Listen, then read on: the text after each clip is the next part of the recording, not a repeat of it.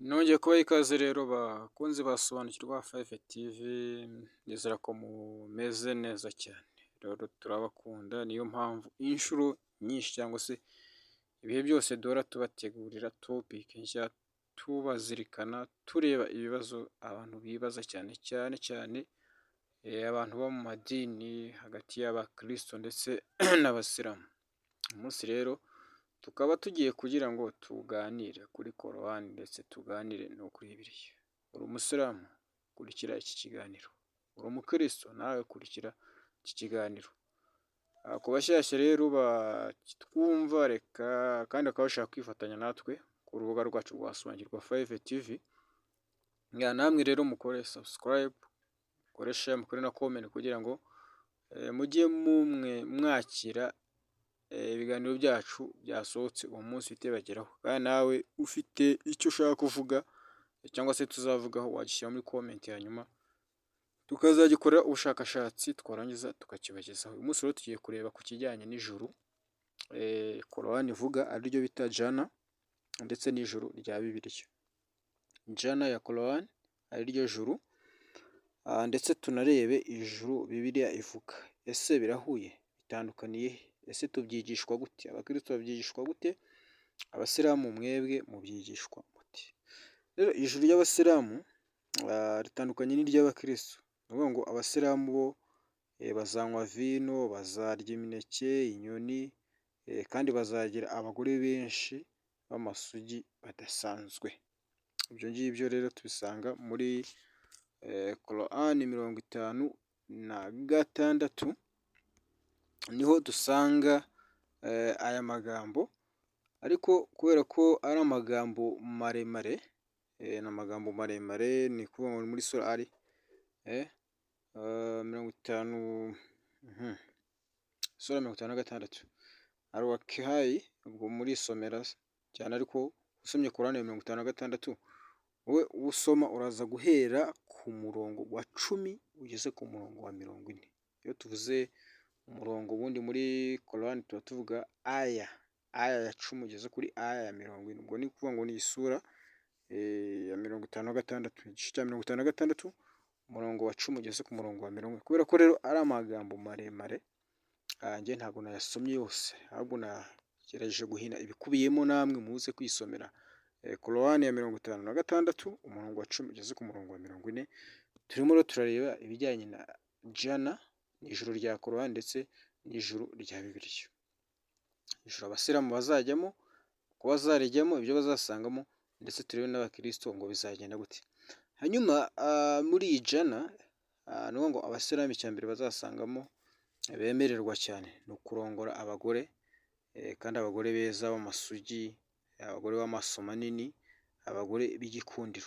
Ni ukuvuga ngo muze gusoma rwose, musome Korowani ya 56 muri ku murongo wa 10 mugeze ku wa 40. Ikindi kandi bazahabwa, ni ukuvuga ngo bazahabwa imbuto zo kurya. Barajya babazengurutsamo imbuto bashaka, niba ari pome uyirye, niba ari papayi uyirye, niba ari orange uyirye. Ni ukuvuga ngo aha ngaha muzagenda mufatamo ibyo mushaka. Ni ukuvuga ngo kandi hazaba hari abana b'abahungu, abana beza badasanzwe kandi ngo batanasaza, bazaba barimo aho ngaho bakina nyine n'abakobwa, birumvikana bazaba bari aho. Ni ukuvuga ngo bo baremerwa cyangwa se barasezeranywa kuzarya, bakanywa, bakanarongora, nk'uko tubibona nyine muri iyi surati cyangwa se muri iki gice. Ni ukuvuga rero ngo hazaba harimo abakobwa beza, ni ukuvuga ngo b'igikundiro, cyangwa se nyine bazahabwa abagabo. Ni ukuvuga ngo wakwibaza ngo ese abagabo bazageramo n'abo bagore babo, kumva ngo bazabasangayo amasugi, none abo babo bizagenda gute? Ariko bakaza none kuvuga yuko hari aho ngo aba bazaba bavuye mu isi bazamutse bagiye mu ijuru, nabo ngo bazahindurwa bundi bushya, hanyuma ngo bagahindurwa amasugi. Ibyo ngibyo rwose nimusoma amaze kubabwira muraza kubyisomera. Hanyuma ikindi ngo hazaba harimo amazi atemba, amazi ameze neza. Ni ukuvuga ngo icyo gihe abantu bazari kunywa amazi bashaka, azaba atembamo kabisa. Ikindi bazaba bafite ibitanda bitandukanye, ibitanda byo hejuru, ibitanda bifite bisize amazahabu, ibyo byose. Ni ukuvuga ngo n'abagore nibyo navuga ngo abagore bavuye ku isi icyo gihe nabo bazaremamo bundi bushya, hanyuma babahindura amasugi. Hanyuma aba ngaba rero ni ukuvuga ngo ni abakurikiye Muhamadi. None wakwibaza ngo ese hari ahantu Muhamadi nawe ubwe hari amagambo yivugira. Muhamadi bundi tubona ko nawe ubwe iby'ijuru nawe ari ikibazo kuri we. Avuga yuko ariko reka tubanze dusome iyi sura cyangwa se dusome Korani ya 46 ya 43 ku murongo wa 70 kugira ngo tubitware neza. Korani ya 43 ku murongo waho wa 70. Korani ya 43 ku murongo wa 70, reka tuhashake kugira ngo tuhasome neza tutagize icyo twibeshyaho. Aravuga ngo bazababwira bati, aya magambo ari mu dukubo, aya maze gusoma avuga ngo bazababwira bati nimwinjire mu ijuru mwe n'abafasha banyu munezerewe. Ni ukuvuga ngo aba ngaba barimo barabwirwa ko bagomba kwinjira n'abagore babo muri paradizo. Ni ukuvuga ngo muzahakorera ibirori. Aha ngaha umuntu yakwibaza uko bizagendekera abadafite nk'abagore cyangwa se abatarashaka, abatarashakwa. Ariko kandi nanone ushobora kwibaza, umuntu wakwibaza no ku batashaka. Ni ukuvuga ngo hari abashatse hari n'abatarashaka. Abantu nabo ubwabo ushobora kwibazaho, kuko kandi bavuga ko ngo hazaba harimo n'abagore badasanzwe bateguriwe abagabo babo. None abo babo bo bizagenda gute kumva hari abandi bazaba bateguriwe? Bo bose bazaba ari ababo? Ibyo ntabwo turi buze kubitindaho cyane. Rero ikindi kibazo ni iki, ni gute bivugwa ko abasilamu bazajya mu ijuru kandi nko muri surati Mariyamu cyangwa se Korani ya 19 umurongo wa 71 na 72 avuga ko Muhamadi n'abamukurikiye ntawe uzajya mu ijuru ahubwo bazajya mu muriro. Ibyo ngibyo rwose mubyisomeye mwaza kubibona. Aha rero ni icyo dukomeza kwibaza, ahantu nyine usanga aruje. Ariko tubibutse yuko twebwe icyo turimo turagaragaza ari ugutasobanura cyangwa se kubereka itandukaniro hagati ya jana, ijuru rya Korani cyangwa se ry'abasilamu, ndetse n'ijuru rya Bibiliya ari ryo juru ry'abakristo. Rero tubibutse gukora subscribe kugira ngo ibiganiro byacu bishya bijye bikugeraho 5 kuri 5. Reka rero twikomereze twirebere ese Bibiliya yo iravuga iki ku bijyanye n'ijuru ryayo.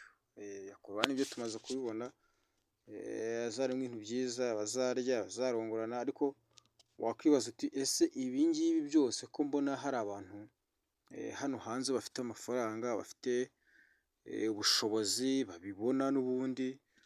Hari abantu bafite amafaranga, hari abantu bafite ubushobozi rwose byo kuvuga ngo ngo abagore ngo beza, ngo amaso manini, iby'ukuri ukabona ni bisanzwe. Bafite amafaranga, uwo ashaka aramubona. Afite imbuto, afite amafaranga, imbuto nziza zibona. Afite ibitaro, afite intebe by'amazahabu bitewe n'uko afite amafaranga. Afite amazi iwe mu rugo ni ukuvuga ngo ibintu byose birahari. None wakwibaza uti se uyu muntu nk'uyu ararikeneye? Ese yakwirirwa arijyamo kandi numva ahubwo n'aha ngaha ku isi naho yararigezemo? Icyo kintu buri muntu wese agitekerezeho. Buri wese agitekerezeho ukuntu umuntu ufite ibintu nk'ibi ngibi n'ubundi bakamusezeranya ibyo ngibyo, ese ubundi byazabimumariye iki kandi n'ubundi hano hasi abifitiye?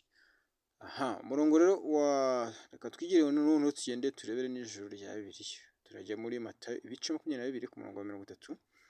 Mu izuka ntibarongora kandi ntibashyingirwa, ahubwo bamera nk'abamarayika bo mu ijuru. Urumva aha ngaho biragaragara ko nta mubiri abantu bazaba bafite. Irya mbere ntibazarongorana, ntibazashyingirwa, bazameze nk'abamarayika. So niba rero abantu bameze nk'abamarayika aha ngaha, ubwo bivuze yuko ibyo ngibyo byo kurongora, ibyo kurya imbuto n'ibiki nk'ibyo twabonye muri jana ya Korani, aha ngaha ho turabona ko nta bihari rwose, kubera ko nta n'icyo Yesu yabivuze, ahubwo yavuze ko nyine ntabyo.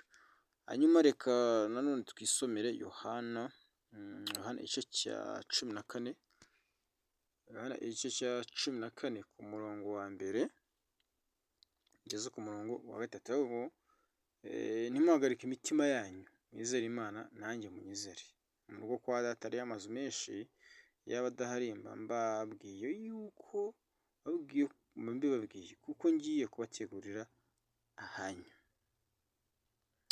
Aha ngaha Yesu nawe urumva hari amagambo yavuze ngo kandi ubwo ngiye kubategurira ahanyu nzagaruka mbajyane iwanjye ngo aho ndi namwe mubeyo. Ni ngo aba bantu ubwo bazaba ariyo hariya babana nawe muri ayo mazu yo kubategurira, ni ikigaragara yuko we kuri we cyangwa se muri gahunda ze, ibyo kurya, ibyo kunywa, kurongora n'izo vino twagiye tubona, aha ngaha byo turabona ko ntacyo babivuzeho.